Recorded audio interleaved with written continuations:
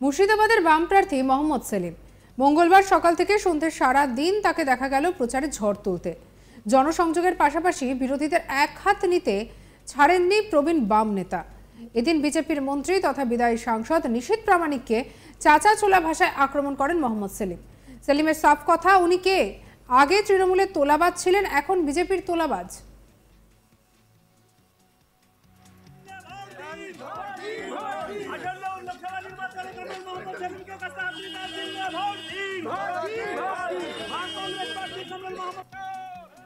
CPIM প্রার্থী মোহাম্মদ সেলিম কি বলছেন শুনবো।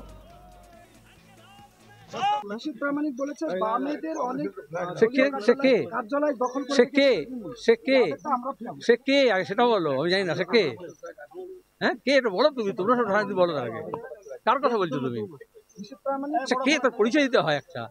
বিজেপি সাংসদ তিনি বলছেন যে মন্ত্রী, স্বরাষ্ট্র দপ্তরের রাষ্ট্রমন্ত্রী, বলো আগে তৃণমূলের তোলাবাজ ছিল, এখন বিজেপির তোলাবাজ।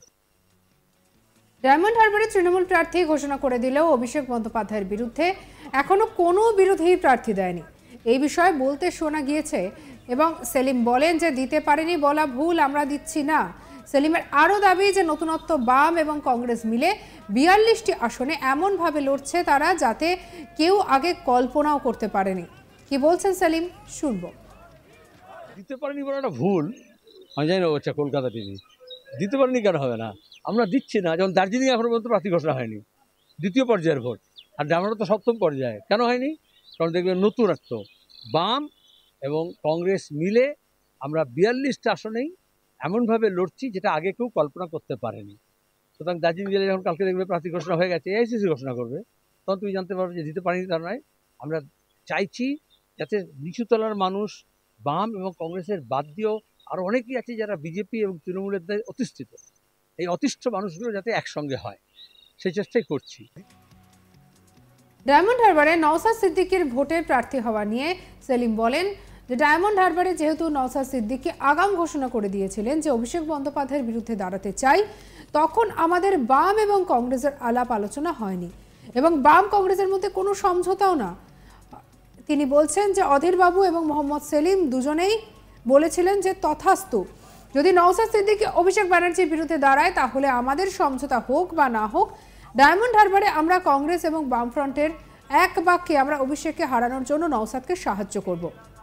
এবার নওশাদ সিদ্দিকীর বিরুদ্ধে নিতে হবে সে লড়বে কিনা, কি করবে।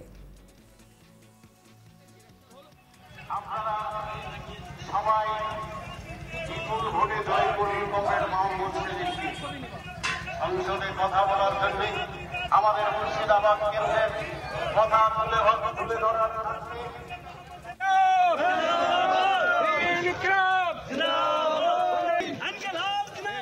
এই প্রসঙ্গ নিয়ে কি বলেছেন মোহাম্মদ সেলিম শুনবো।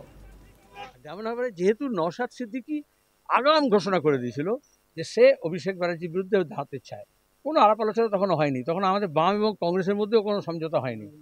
তখন অধীরবাবু এবং মোহাম্মদ সেলিম দুজনেই বলেছিলাম তথাস্তু, যদি নওশাদ সিদ্দিকী অভিষেক ব্যানার্জির বিরুদ্ধে দাঁড়ায় তাহলে আমাদের সমঝোতা হোক না হোক, ডায়মন্ড হারবারে আমরা কংগ্রেস এবং বামফ্রন্ট এক বাক্যে আমরা অভিষেককে হারানোর জন্য নওশাদ সিদ্দিকীকে সাহায্য করব।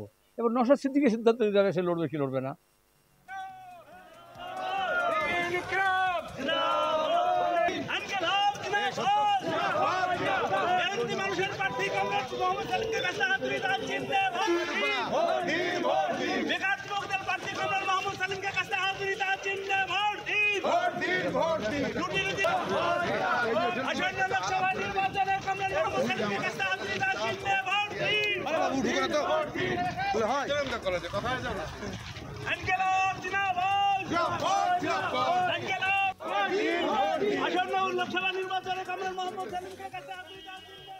মুর্শিদাবাদের বাম প্রার্থী মোহাম্মদ সেলিম মঙ্গলবার সকাল থেকে সন্ধ্যে সারা দিন তাকে দেখা গেল প্রচারে ঝড় তুলতে।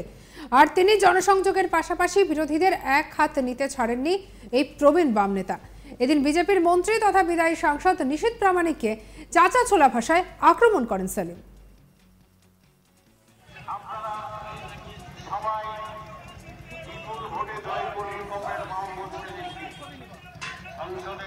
দিতে পারেনি বলাটা ভুল, কলকাতা টিভি দিতে পারেনি কেন হবে না? আমরা দিচ্ছি না। যেমন দার্জিলিং এখনো পর্যন্ত। সঙ্গে রাখুন আজ তাক বাংলাকে, সাবস্ক্রাইব করুন।